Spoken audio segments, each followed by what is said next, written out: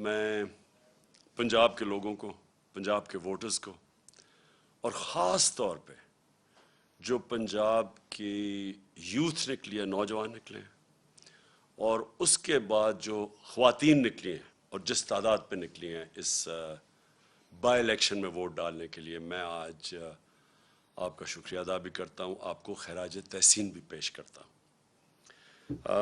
میرے پاکستانیوں، یہ ایک میرے ملک کے لیے ایک بہت ہی خوشائن وقت ہے۔ میں کیوں سمجھتا ہوں کہ یہ پاکستان کی تاریخ میں ایک ایسا وقت آیا ہے جو ہم سب کو اللہ کا شکر ادا کرنا چاہیے۔ وہ کیوں؟ کہ دیکھیں، ایک قوم کے اندر جب شعور آ جاتا ہے، جب وہ بیدار ہو جاتی ہے، جب اس کو سب سے بڑی بات کہ اپنے نظریے کی سمجھ آ جاتی ہے کہ کیوں بنی تھی یہ قوم، تو اس سے زیادہ ہم اللہ کا شکر ادا نہیں کر سکتے۔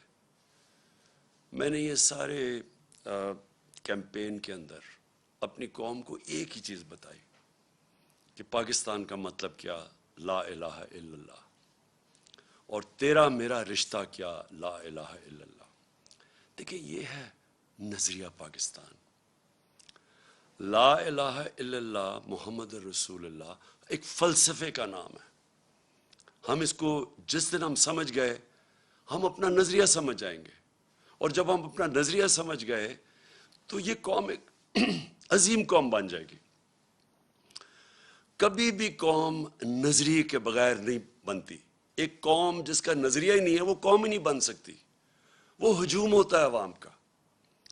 تو میں آج خوش ہوں؟ دیکھیں، جب ایک بیرونی سازش کے تحت ہمارے اوپر یہ امپورٹڈ حکومت مسلط کی گئی، تو سب سے بڑی بات یہ کہ عوام نے یہ پوچھنا شروع کیا کہ کیا اگر ہم نے انگریز کی غلامی سے نکل کے، پھر قائد اعظم نے جد و جہد کر کے ہندوز کی غلامی سے نکال کے پاکستان بنایا تھا، تو ہم کسی اور کی غلامی کے لیے تیار نہیں ہیں۔ اور جس طرح ایک بیرونی سازش جو ہمارے اس کے تحت ہمارے اوپر یہ لوگ مسلط کیے گئے، میں نے اپنی قوم کے اندر وہ شعور اور بیداری دیکھی جو میں ابھی تک نہیں دیکھی تھی۔ اور میں اس لیے خوش ہوں کہ اب ہم اللہ کے فضل سے ایک قوم بننے جا رہے ہیں۔ اور جب ایک قوم بن جاتی ہے نا، میرے پاکستانیوں سن لیں ذرا، جب ہم قوم بن جائیں گے اور بننے کی طرف جا رہے ہیں، تو یہ جو مسئلے ہیں نا ہمارے قرضے کے، ہمارے مسئلے ہیں کہ جی ہمارے پاس پیسہ نہیں ہے ملک چلانے کے لیے، یہ جتنے بھی ہمارے مسئلے ہیں، یہ سارے حل ہونا شروع ہو جائیں گے۔ آپ یہ سوچیں کہ اس ملک کی کتنی بدقسمتی ہے کہ جو لوگ اس ملک کے ایلیٹ ہیں، اشرافیہ ہیں، کتنے لوگ ہیں جو پیسے والے، جنہوں نے باہر فلیٹ نہیں لیے ہوئے، لندن میں فلیٹ لیے ہوئے ہیں، ملک سے باہر پیسہ رکھا ہوا ہے۔ یہ کیوں رکھا ہوا ہے؟ یہ اس لیے رکھا ہوا ہے کہ بلیو ہی نہیں کرتے پاکستان میں۔ آپ نے کبھی سنا ہے کہ برطانیہ یا فرانس یا یورپ یا وہ اپنے پیسے ملک سے باہر رکھیں، اپنے بچوں کو باہر کا شہری بنا دیں؟ کبھی آپ نے سنا ہے؟ تو ایک طرف ہم جو لیڈرشپ ہے وہ کہتی ہے کہ ہم پاکستان کے لیے مرنے کے لیے تیار ہیں، اور پیسے ہم نے اپنے باہر رکھے ہوتے ہیں، جائیدادیں ہماری باہر ہیں، ہم عیدیں باہر گزار رہے ہیں، اپنی چھٹیاں، علاج، سب کچھ باہر کر رہے ہیں، شاپنگ باہر ہے۔ دیکھیں، ایسے قوم نہیں بن سکتی۔ میں پہلی دفعہ یہ قوم کے اندر جو بیداری دیکھ رہا ہوں، میں میں نے اللہ کا خاص رات کو شکر ادا کیا کہ ایک وہ قوم جو اتنی قربانیوں سے بنی تھی، قائد اعظم کی اگر آپ ان کی تاریخ پڑھ لیں تو جس طرح کی وہ ان کی جو صحت تھی، اور جس طرح انہوں نے ایک اپنی صحت کو نظر انداز کر کے بیماری کا بھی نہیں پتہ چلوانے دیا ڈاکٹرز کو، تاکہ مخالفین کو نہ پتہ چل جائے، وہ پاکستان بننے سے روک دیں۔ اس طرح کی قربانیوں سے ملک بنا تھا۔ اور جو ہم بڑے ہو رہے تھے، سارے ایسٹ پنجاب سے جو لوگ آئے تھے، اور میری اپنی فیملی وہاں سے جب پارٹیشن کے اوپر آزادی پہ یہاں پاکستان آئے تھے، شاید ہی کوئی خاندان تھا جنہوں نے وہ قتل عام نہیں دیکھی۔ تو اس لیے جدھر آج ہم کھڑے ہیں، ہمیں ساری قوم کو فخر کرنا چاہیے کہ جس طرح لوگ نکلے اور جس طرح پھر سے خواتین نکلی، یعنی گھروں میں انقلاب آیا، اور جو ہمارا نوجوان نکلا، یہ ایک نیا پاکستان ہے، نیا پاکستان جو میں بڑی دیر سے اللہ سے دعا مانگتا تھا کہ وہ پاکستان بنے جو ہمارے جو میرے ماں باپ تھے، ان کی ساری جنریشن، وہ سارے بیچارے مایوس ہوتے گئے جب دیکھا کہ اس نظریے سے ہم پیچھے ہٹتے گئے۔ اب میں جو ملک کے حالات کے اوپر بات کرنا چاہتا ہوں، دیکھیں ہماری جب حکومت تھی تو ایک سیاسی بحران پیدا کیا گیا، مصنوعی سیاسی بحران۔ ایک حکومت چل رہی تھی، پاکستان کی اکنامک سروے کے اندر آپ پڑھ لیں، یہ حکومت کی اکنامک سروے کے متعلق جو چھپتی ہے، کہ جو جائزہ لیتی ہے ملک کی جو معیشت اوپر جا رہی ہے، کیا کر رہی ہے، اس کے اوپر اس کی طبیعت کیسی ہے، تو پاکستان کی اکنامک سروے کے مطابق 17 سال کے بعد سب سے زیادہ ہمارے آخری 2 سال میں ملک کی اکانومی ترقی کی ہے، ہماری گروتھ ریٹ بڑھی ہے، 5.6% تیسرے سال اور 6% جس سال ہمیں ہٹایا گیا۔ اس وقت ملک کی ساری جو انڈیکیٹرز تھے وہ صحیح طرف جا رہے تھے۔ سب سے بڑی چیز ہوتی ہے لارج سکیل مینوفیکچرنگ، آپ کی انڈسٹری۔ جب آپ کی انڈسٹری بڑھتی ہے تو سب سے زیادہ روزگار دیتی ہے۔ ہم نے ان ساری حکومتوں سے زیادہ کرونا کے باوجود سب سے زیادہ روزگار دیا تھا۔ تو لارج سکیل مینوفیکچرنگ جب بڑھتی ہے آپ کا ٹیکس بڑھتا ہے، وہ جب بڑھتی ہے روزگار کے علاوہ ملک کے اندر ویلتھ کریشن ہوتی ہے، دولت میں اضافہ ہوتا ہے۔ تو لارج سکیل مینوفیکچرنگ ریکارڈ طریقے سے بڑھ رہی تھی۔ زراعت، جس کے اوپر ہماری 60% آبادی اپنی زراعت کے اوپر ڈپینڈ کرتی ہے، زراعت کے اندر 4 فصلوں کے اندر ریکارڈ 2 سال ریکارڈ پرفارمنسز تھی۔ کسانوں کے پاس وہ پیسہ گیا جو اتنی سالوں کے بعد کبھی ایسا پیسہ نہیں ٹرانسفر ہوا تھا کسانوں کے پاس۔ جو گنے کی بیچارہ کسان جو پہلے باہر شوگر ملز کے انتظار کرتا تھا، اس کو پیسے بھی نہیں ملتے تھے، کٹوتی ہوتی تھی، اور وہ اس کے بعد کچھ جب کم اگر 180 ریٹ ہے تو اس بیچارے کو 120 ملتا تھا، اور پھر وہ 1 سال کے بعد سب کچھ ہم نے ختم کیا، قانون بنائے اور ان کو پیسہ دلوایا، سب سے زیادہ پیسہ دلوایا، پیسہ گیا دیہاتوں کی طرف۔ اس کے بعد وہاں خوشحالی آئی، ریکارڈ موٹر سائیکل سیلز ہوئی، اس کا مطلب وہاں پیسہ گیا۔ تو زراعت بھی صحیح راستے پہ تھی، ہماری انڈسٹری بھی صحیح راستے پہ بڑھ رہی تھی، ٹیکسٹائل کے اندر سارے ریکارڈ ٹوٹ گئے۔ فیصل آباد کے اندر مزدور نہیں ملتے تھے ٹیکسٹائل کے لیے، انڈسٹری کے لیے۔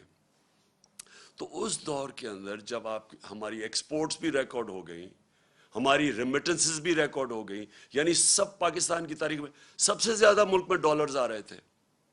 اور اس وقت جب آئی ٹی، دیکھیں فیوچر اس ملک کا ٹیکنالوجی میں، آئی ٹی میں، ہم نے جو ان کو آئی ٹی کی انڈسٹری کی مدد کی، 2 سالوں میں 75% ہماری ایکسپورٹس بڑھی اور ہم صحیح راستے پہ نکل گئے تھے۔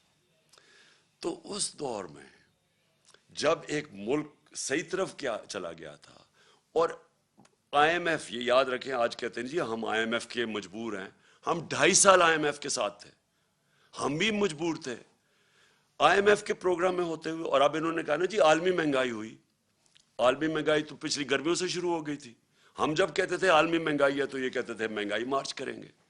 تو جب ساری چیزیں پازیٹیو جا رہی تھیں، اور اس کے باوجود کہ ہم آئی ایم ایف میں بھی تھے، اس کے باوجود جب ہم وہ پاکستان کو فلاحی ریاست کی طرف لے کے جا رہے تھے جو پاکستان کا نظریہ تھا، اسلامی فلاحی ریاست، ہم نے پہلی دفعہ ہیلتھ کارڈ، کبھی سنا ہے کہ کسی بھی مڈل انکم گروپ، غریب کو تو چھوڑے، جو اپنے سارے خاندانوں کو ایک ہیلتھ انشورنس دے رہا ہے 10 لاکھ روپے کی، کہیں بھی جا کے اپنا علاج کروا سکے۔ احساس پروگرام ہمارا انٹرنیشنلی اکنالج ہوا، جو غربت کم کرنے کے لیے پروگرام تھا۔ انٹرنیشنل ایکنالج کیسے ہوا کہ اسٹینفورڈ یونیورسٹی کی ریسرچ، انہوں نے ریسرچ کر کے فیصلہ کیا کہ پاکستان کو احساس پروگرام فلاحی ریاست کی طرف لے کے جا رہا تھا، کامیاب پاکستان تھا، سستے قرضے نچلے 20 لاکھ خاندانوں کو دے رہے تھے تاکہ ہنر اب سیکھ سکیں، تاکہ وہ دکانیں کھول سکیں، کسان پیسہ لگا سکیں، سود کے بغیر قرضے دے رہے تھے گھر بنانے کے لیے، پھر پوری ایک ہاؤسنگ کا ہمارا پورا انسینٹیوائز کر رہے تھے، بینک پیسے دیں، کم سود کے اوپر لوگ گھر بنائیں، جتنا کرائے دیتے تھے اسی کرائے کے اوپر قسطیں پے کر کے اپنا گھر بنا لیں. یہ ساری چیزیں چل رہی تھیں. اس وقت سازش کر کے ہماری حکومت گرائی گئی، اور جب ہماری حکومت جب گرانے جا رہے تھے تو میں نے اور شوکت ترین نے پوری کوشش کی آگاہ کرنے کے لیے کہ یہ جو آج حالات ہیں انٹرنیشنل، جدھر ایک عالمی مہنگائی آئی ہوئی ہے جس کو کہتے ہیں کموڈٹی سپر سائیکل، اور اس کے علاوہ جو اس ملک کے اندر، جو ہمارے ملک کے اندر جو حالات ہیں اس وقت، اگر یہ گورنمنٹ گرائی گئی تو جب سیاسی اگر بحران آیا تو معیشت نہیں سنبھالی جائے گی. ہم نے یہ آگاہ کیا، وہ لوگ جو روک سکتے تھے اس کو، کہ معیشت نہیں سنبھالی جائے گی. اور خاص طور پہ ان لوگوں سے آپ ذرا ان کا ٹریک ریکارڈ دیکھیں، یہ کب انہوں نے ہماری ملک کی معیشت ٹھیک کی ہے. اور سب سے بڑی انڈیکیشن ہوتا ہے جب آپ ایک ملک کی معیشت کو ٹھیک کرتے ہیں تو آپ کی ایکسپورٹس بڑھتی ہیں، جس سے ڈالرز ملک میں آتے ہیں، جس سے ویلتھ کریشن ہوتی ہے. ان کے پچھلے 5 سال تو ایکسپورٹس بڑھی نہیں، جو یہ نون لیگ کے 5 سال تھے. ان کے جو دوسرے دور میں جو 97 سے 99 تک تھا، تب بھی کوئی ان کی ایکسپورٹس کے اندر اضافہ نہیں تھا. دونوں دفعہ انہوں نے اتنے بڑے بیرونی خسارے چھوڑ کے گئے. تو ان سے تو بڑھنی نہیں تھی، اور ہمیں پتہ تھا کہ کیوں آنا چاہتے ہیں، اور وہ واضح ہو گیا. آتے ساتھ ہی انہوں نے اپنے کرپشن کے کیسز معاف کروانے کی کوشش کی. وہ اسمبلی سے بل پاس کروا دیا ہے جو انشاءاللہ میں کل سپریم کورٹ میں چیلنج کر رہا ہوں کہ 1100 ارب روپے کے، جب آپ اس کو ایگزامن کریں، 1100 ارب روپے کا جو پیسہ اس ملک کا چوری ہوا ہے، جو یہ لوگ جو اسمبلی میں بیٹھے ہوئے ہیں ان کا معاف ہونے جا رہا ہے. اور اس لیے وہ آئے تھے، کیسز اپنے ختم کروا رہے ہیں. ایف آئی اے کا کیس جو شہباز شریف کے اوپر اوپن اینڈ شٹ کیس، اس کے اور اس کے بیٹے کے اوپر 16 ارب روپے وہ معاف کروانے جا رہے تھے. تو یہ ہونا ہی تھا جو ہوا ہے. اور آج ہم کدھر کھڑے ہیں؟ آج بلومبرگ جو اب ایک انٹرنیشنل ادارہ ہے، سب اکانومسٹ جانتے ہیں، اس انٹرنیشنل ادارے کے مطابق آج پاکستان 4تھے نمبر پہ ہے وہ ملک جو ڈیفالٹ کرنے جا رہا ہے. ڈیفالٹ کا مطلب کہ ہمارے پاس ہم بینکرپٹ ہونے جا رہے ہیں، ملک کا دیوالیہ نکلنے جا رہا ہے. جس طرح سری لنکا جو نمبر 1 پہ ہے، جس طرح سری لنکا کا حال ہے، اب ہم 4تھے نمبر پہ آ گئے. اور موڈیز نے پاکستان کی نیگیٹو ریٹنگ کر دی ہے. موڈیز ہے جو ادارہ فیصلے کرتا ہے کہ ملک کے قرضے دینے کی اس کی کیا قابلیت ہے، قرضے واپس کرنے کی کیا قابلیت ہے. ہم جب تھے انہوں نے نیگیٹو سے اس کو پازیٹیو کیا تھا، آج وہ پھر نیگیٹو پہ چلی گئی ہے. اس کا مطلب کہ ہمیں قرضے بھی ملیں گے تو بہت مہنگے قرضے ملیں گے. اور وہ بھی ہمارے جو بانڈز ہیں ان کی اب قیمت دیکھیں کدھر سے کدھر گئی ہے. یعنی کس قیمت کے اوپر پاکستان کو اب قرضہ ملے گا. مجھے جو سب سے زیادہ خطرہ ہے وہ وابڈا کا ہے. وابڈا خود قرضے لیتی تھی باہر یہ ڈیمز بنانے کے لیے، آج اس کی ریٹنگ نیچے گر گئی ہے. اس کا مطلب وابڈا کو باہر سے قرضے نہیں ملیں گے، اور یہ جو اتنی 50 سال کے بعد ڈیمز بنانے جا رہے تھے. تو آج یہ جو سارا معاشی بحران ہے، اس کی وجہ تھی یہ سیاسی بحران جو ان کی سازش کی وجہ سے آیا تھا. اور مجھے کوئی چیز نہیں نظر آ رہی کہ اب یہ اس کو کیسے روک سکتے ہیں. آپ یہ سوچیں کہ ریزروز ہمارے آدھے ہو گئے جب سے یہ آئے ہیں، جب سے یہ سیاسی بحران شروع کیا تھا اس سے اب آدھے ریزروز ہیں جو فورن ایکسچینج. روپیہ ہمارا گر کے تقریباً 28 روپے گر چکا ہے. اور سب سے خطرناک چیز یہ ہے کہ آئی ایم ایف کی اگریمنٹ کے سائن ہونے لگی ہے، روپے کو تو مضبوط ہونا چاہیے تھا، وہ مزید اور 10 روپیہ گر گیا. تو آگے اگر جس طرح کے حالات ہیں، آگے اگر اب ہم نے اب سبق نہ سیکھا اور یہ نہ سمجھا کہ جب تک سیاسی سٹیبلٹی جب تک سیاسی بحران ختم نہیں ہوگا یہ معیشت اب اور مزید نیچے جائے گی، اور مجھے خطرہ ہے کہ ادھر ہی نہ پہنچ جائے کہ سب کے ہاتھ سے ہی نکل جائے۔ اس لیے ایک ہی راستہ ہے اب آگے، اور وہ ایک راستہ ہے صاف اور شفاف الیکشنز کروانے کا۔ اور میں آج اپنی قوم کے سامنے جو چیز رکھنا چاہتا ہوں، جس طرح کا انہوں نے پنجاب میں الیکشن کروایا، ایسا اگر الیکشن کروانا ہے، اور اگر یہ اسی طرح کے آگے الیکشن کروانے ہیں، میں آپ کو یقین دلاتا ہوں کہ اس سے بحران بڑھے گا، کم نہیں ہوگا۔ ہر بار استعمال کیا گیا ہمیں الیکشن ہرانے کا۔ جتنی پنجاب کی حکومت کے پاس جتنے بھی طریقے تھے ہمیں الیکشن ہرانے کے، انہوں نے سارے استعمال کیے۔ سپریم کورٹ کی ججمنٹ تھی کہ کسی قسم کا، جب انہوں نے ایک غیر آئینی طور پہ انہوں نے اجازت دی حمزہ شریف کو چیف منسٹر بننے کی، تو سپریم کورٹ نے ساتھ کہا کہ کسی قسم کی مداخلت نہیں ہوگی اسٹیٹ مشینری کی الیکشن پہ۔ انہوں نے ہر قسم کی مداخلت کی۔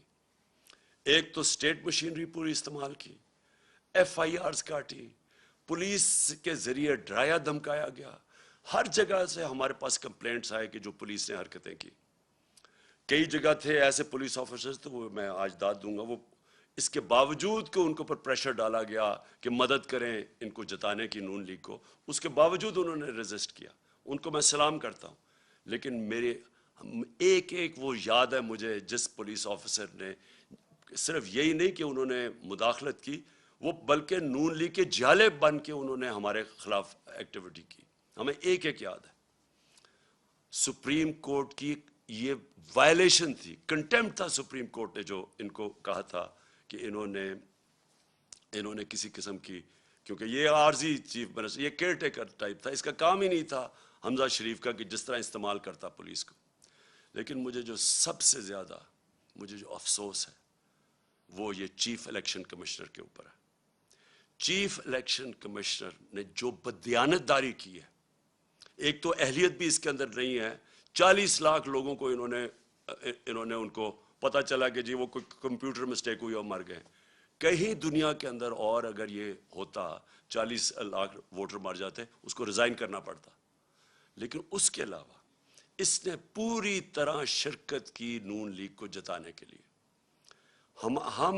ہم 8 ہمارے پاس کیسز ہیں، 8 کیسز ہیں جو ہم الیکشن کمیشن کے پاس گئے، اور وہ جائز کیسز لے کے اس کے پاس گئے، اس نے ریجیکٹ کر دیے۔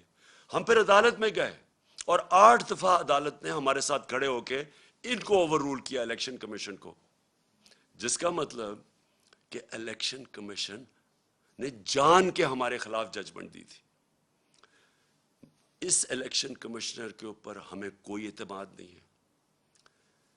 انہوں نے الیکشن کروایا سینٹ کا، سپریم کورٹ نے اجازت دی کہ آپ سینٹ کے ووٹ کو ویریفائی کریں۔ اس الیکشن کمیشن کو اور ساری پولیٹیکل پارٹیز کو پتہ ہے کہ 30 سال سے سینٹ کے سیکرٹ بیلٹ کے اوپر پیسہ چلتا ہے۔ میں نے پوری کوشش کی، ہم ہی سپریم کورٹ کے پاس گئے، اور سپریم کورٹ نے اس کو روکنے کے لیے اجازت دی کہ ہاں آپ ووٹ کو ویریفائی کر سکتے ہیں۔ اس الیکشن کمیشن نے اس کو اوور رول کیا، اور اس کے بعد جو الیکشن ہوا، جو پچھلے سینٹ الیکشن میں پیسہ چلا ہے، پاکستان کی تاریخ میں اتنا پیسہ نہیں چلا۔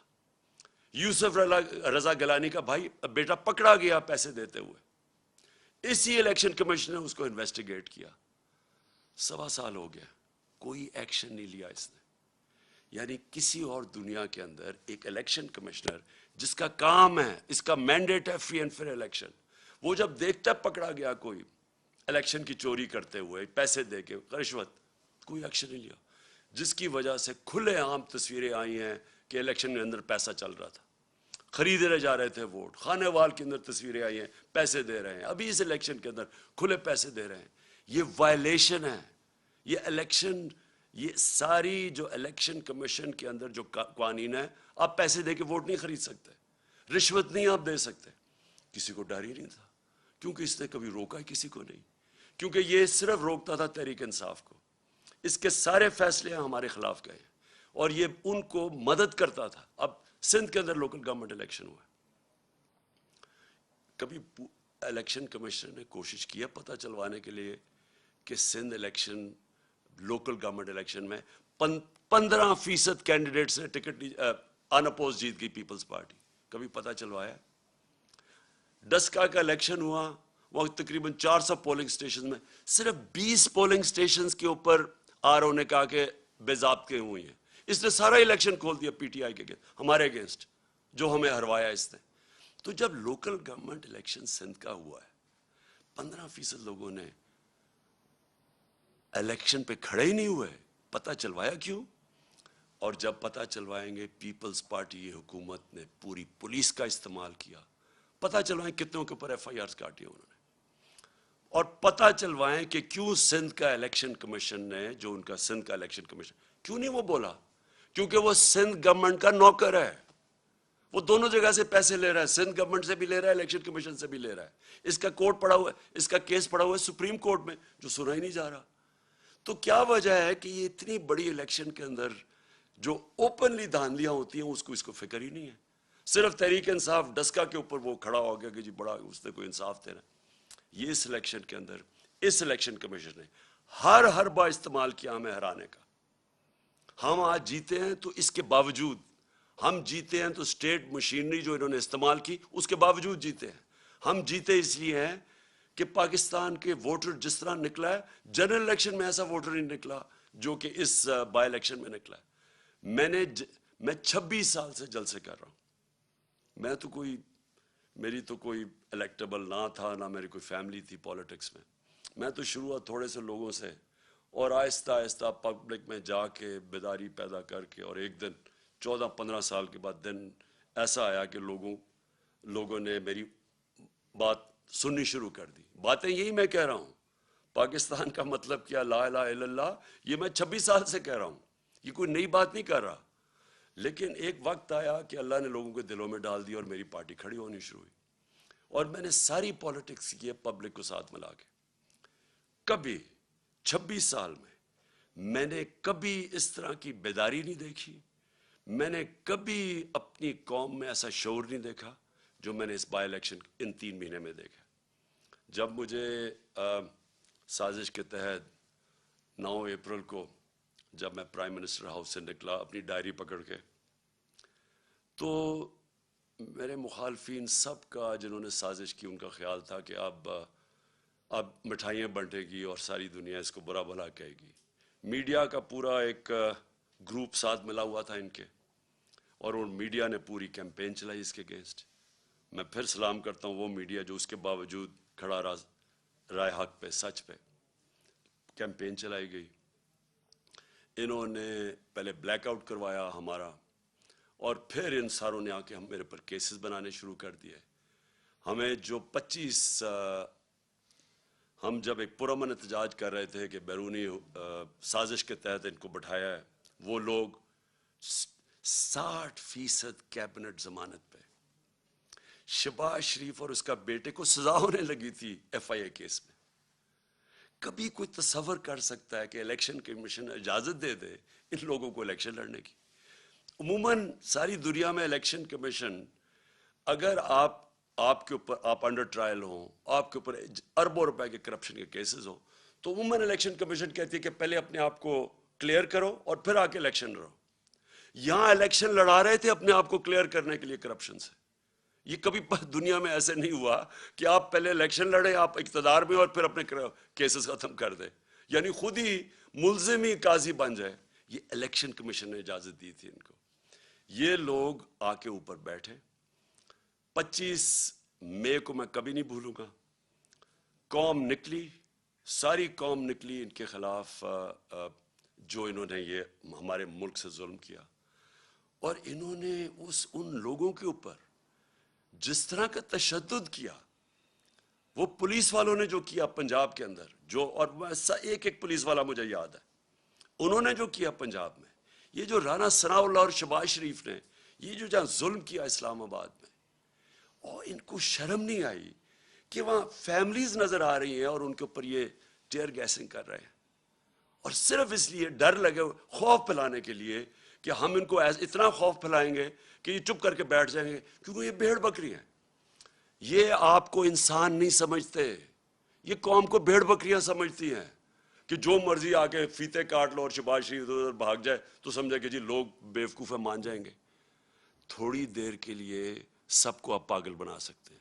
سارا وقت کوئی بھی انسان نہیں آیا جو کہ سب لوگوں کو پاگل بنا سکے، اور یہ واضح ہو گیا جس طرح پبلک نکلی ہے. انہوں نے ڈرانے کی کوشش کی، لوگوں نے اپنی جو خوف کا جو بت ہے اس کو توڑ دیا. پبلک نکلا ہی باہر، اور پبلک نے ہر چیز، انہوں نے ووٹس پھینکی ہوئی تھی لوگوں کو. فیملی تو ایک فیملی کا ادھر ووٹ ہے، دوسرا کا وہاں باہر، یعنی جو انہوں نے یہ الیکشن کمیشن نے حرکت کرنی تھی سب کر دی. اس کے باوجود عوام نے ان کو شکست دی. اور میں وہ جو 25 مئی کو جو قوم کھڑی ہوئی ہے اس دن، اور جو انہوں نے برداشت کیا اور اس کے بعد بار بار نکلتی رہی ہے، کبھی اتنے بڑے جلسے نہیں ہوئے. اس سے یہ ثابت ہو گیا جو میں آج شروع کی تھی اپنی تقریر، کہ میں اس لیے آج بڑا خوش ہوں کہ میری قوم آج قوم بننے جا رہی ہے. لوگ جاگ چکے ہیں، شعور آ گیا، بیداری ہے لوگوں کے اندر. اب آپ جو مرضی کر لیں، یہ جو بوتل سے جن نکلا ہے نا شعور کا، اس کو واپس نہیں آپ ڈال سکتے. جو بھی کوشش کرے گا اب کہ پبلک کے مینڈیٹ کو چوری کرے، کوئی بھی سمجھتا ہے کہ بند کمرے میں فیصلہ کر لیں گے ملک کے مستقبل کا، اب یہ کسی غلط فہمی میں نہ رہے. یہ ملک اب، یہ قوم حقیقی آزادی کی طرف چلی گئی ہے. یہ جو ساری کیمپین تھی یہ لوگوں نے اس لیے نہیں کی کہ جی کوئی بائی الیکشن ہو رہا ہے، لوگ اپنی حقیقی آزادی کے لیے نکلے ہوئے تھے. جو میں نے آج جب جذبہ دیکھا ہے 26 سال کی پولیٹکس میں، میں نے کبھی اس قوم میں وہ جذبہ نہیں دیکھا. میں نے ایسے نہیں لوگوں کو نکلتے دیکھا. اور میں اس لیے کہہ رہا ہوں کہ اب 2 ہی راستے رہ گئے. جو بھی اب کوشش کرے گا نا کہ ان کا مینڈیٹ چوری کرنے کے لیے، وہ خود جس طرح یہ انہوں نے شکست ہوئی ہے نون لیگ کو، ان کو شکست ہو جائے گی. ایک راستہ ہے اب قوم کا، اور وہ راستہ ہے صاف اور شفاف الیکشنز. جو اس کے علاوہ میں بار بار کہہ رہا ہوں، اور میں جب مجھے انہوں نے ہٹایا وہاں سے، جب ہٹانے کی کوشش کر رہے تھے، تو میں نے آپ کو پتا کہ میں نے الیکشنز اناؤنس کر دیے تھے، لیکن پھر وہ ہماری عدالتوں نے اس کو اوور ٹرن کر دیا. میں ابھی بھی سمجھتا ہوں کہ ملک کے لیے وہ بہترین فیصلہ تھا. اگر سیاسی انتشار پیدا ہی کر دیا تو بیسٹ طریقہ عوام کو فیصلہ کرنے دیں کون کس کو وہ چاہتے ہیں کہ اس ملک کی قیادت کرے. میں ابھی بھی یہ کہہ رہا ہوں، ایک راستہ ہے اس قوم کا، صاف اور شفاف الیکشن. اور صاف اور شفاف الیکشن اس الیکشن کمیشن کے اندر نیچے کبھی بھی نہیں ہو سکتا. یہ ایک ملک کی جو سب سے بڑی سیاسی جماعت ہے، اس کو کوئی اعتماد ہی اس الیکشن کمیشنر پہ نہیں ہے. بار بار یہ ہمیں ڈسا ہے، بار بار یہ ہمارے خلاف کیا ہے، اور اس نے کھل کے ہمارے اسٹیٹمنٹس دیے ہیں، اور ہمیں پتہ ہے یہ لاہور میں جا کے کن کے قدموں میں بیٹھتا رہتا. میں یہ اس الیکشن کمیشنر کو آج کہوں گا کہ آپ کے پاس راستہ ہے، آپ ریزائن کریں. ایک ہی آپ کے لیے طریقہ ہے. آپ ہو ہی نہیں سکتا کہ جب میچ کھیلنے جا رہے ہیں، 2 ٹیمیں ہیں، ایک ٹیم کہتی ہے مجھے امپائر پہ اعتماد ہی نہیں ہے. کرکٹ میں بھی جب ہم میچ کھیلنے جاتے تھے ہم کہتے تھے ایک امپائر پہ اعتماد نہیں، اس امپائر کو ہٹایا جاتا تھا. ہمیں اعتماد ہی نہیں ہے اس کے اوپر، اور یہ ہمارے اوپر مسلط ہوا ہے. اور دوسری چیز، جج ہے، یہ امپائر الیکشن جج بھی ہے، جج کا کام کر رہے ہیں نا، 2 جو کمپیٹ کر رہے ہیں، جج نے فیصلہ کرنا ہے. ہر عدالت کے اندر اگر آپ ایک جج کو سمجھتے ہیں متنازع ہے، وہ ریکیوز کرتا ہے اپنے آپ کو. تو مہربانی کر کے آپ کو ریزائن کرنا چاہیے. ہمیں کوئی آپ کے اوپر کانفیڈنس نہیں ہے، قوم کو آپ کے اوپر کوئی کانفیڈنس نہیں ہے. آپ ایک بائسڈ آدمی ہیں، اور آپ ایک پارٹی کے ساتھ بالکل جڑے ہوئے ہیں. اور آپ نے جو سندھ کا بھی الیکشن کروایا، اس کا آپ ذرا سندھ کے لوگوں سے پوچھیں، ذرا سروے کروائیں سندھ میں کہ جو لوکل گورنمنٹ کا الیکشن ہوا ہے کیا عوام اس کو تسلیم کرتی ہے. اس لیے میں آخر میں اللہ کا شکر پھر سے کرتا ہوں. اپنے نبی صلی اللہ علیہ وسلم کا ہمارے اوپر نظر ہے، ہم ان کی امت ہیں. میں اپنی عوام کا، خاص طور پہ پھر سے اپنے نوجوانوں کا، اپنی خواتین کا، ان کا سب میں شکر ادا کرتا ہوں، شکریہ ادا کرتا ہوں جس طرح وہ جس تعداد میں نکلے. اور میں اس میڈیا کا بھی شکریہ ادا کرتا ہوں جنہوں نے ہر پریشر کے باوجود انہوں نے ہماری سپورٹ کی، انہوں نے ہماری سپورٹ کیا کی، انہوں نے ہمیں بلیک آؤٹ نہیں کیا، ہمیں موقع دیا اپنا موقف رکھنے کا، اور مجھے پتہ ہے کہ کس طرح کے پریشرز تھے۔ اب پاکستان کو آگے بڑھنا چاہیے، ہمارے سامنے بڑے چیلنجز ہیں جو سازش کے تحت ملک کو ڈی سٹیبلائز کر دیا اور معیشت جو نیچے جا رہی ہے، عوام مہنگائی میں پس گئی ہے۔ آج حالات دیکھیں کہ آج جو پٹرول اور ڈیزل ہے اس کی قیمت دیکھیں کہ انہوں نے 18 روپے پیٹرول کم کیا ہے اور 35 روپے ڈیزل کم کیا، اور پہلے ڈیزل کو 130 روپے بڑھا دیا اور پٹرول کو 100 روپیہ بڑھا دیا۔ انٹرنیشنل مارکیٹ کے اندر آج جب ہم گئے تھے تو تیل بک رہا تھا 103 روپے، 103 ڈالر پہ بک رہا تھا تیل، آج وہ 95 پہ پہنچ گیا ہے۔ تو ان کو نیچے کرنا چاہیے، اس وقت بھی لوگوں کے اوپر کم بوجھ ڈالنا چاہیے، لیکن معیشت تب ٹھیک ہوگی جب یہاں سیاسی سٹیبلٹی آئے گی، استحکام ہوگا۔ اور اس لیے میں آج ساری اپنی قوم کو اپیل کرتا ہوں کہ ہم سب کو اب ایک ہی طرف دیکھنا چاہیے کہ کیسے ہم اس ملک میں صاف اور شفاف الیکشن کروا کے اس ملک کو اب اٹھا سکتے ہیں، ڈیولپمنٹ کی طرف لے سکتے ہیں۔ میرا جو تجربہ ہوا ہے 3.5 سال میں، ایک دفعہ سیاسی سٹیبلٹی آ جائے ملک میں، سیاسی استحکام آ جائے، یہ ملک کے اندر اتنا بڑا پوٹینشل ہے بڑھنے کا۔ اور سب سے بڑا آخر میں کہہ بھی دوں جو پوٹینشل ہے، دیکھیں ہماری ایکسپورٹس بڑھنے میں ہمارا سب سے مسئلہ کیا ہے کہ ہمارے ڈالر کم ہو جاتے ہیں، ہم بڑھنے لگتے ہیں اکانومی، کیونکہ ہم نے کبھی ایکسپورٹس پہ توجہ نہیں دی، ڈالر کم ہونے شروع ہو جاتے ہیں، ہمیں IMF کے پاس جانا پڑتا ہے۔ لیکن ہمارا اتنا بڑا اثاثہ بیٹھا ہوا ہے باہر، بیرون ملک پاکستانی، یہ ہمارا بہت بڑا اثاثہ ہے۔ ہم جیسے جیسے یہاں سیاسی استحکام آتا جائے گا، سٹیبلٹی آتی جائے گی، یہ لوگ انویسٹ کریں گے پاکستان میں۔ یہ تب تک نہیں انویسٹ کریں گے جب تک یہ ملک کے اندر یہ جو بحران رہے گا سیاسی، یہ ہے ہمارا اثاثہ۔ ان کا پیسہ لانے کے لیے، ڈالرز لانے کے لیے ہمیں پولیٹیکل سٹیبلٹی چاہیے، اس کے لیے ہمیں صاف اور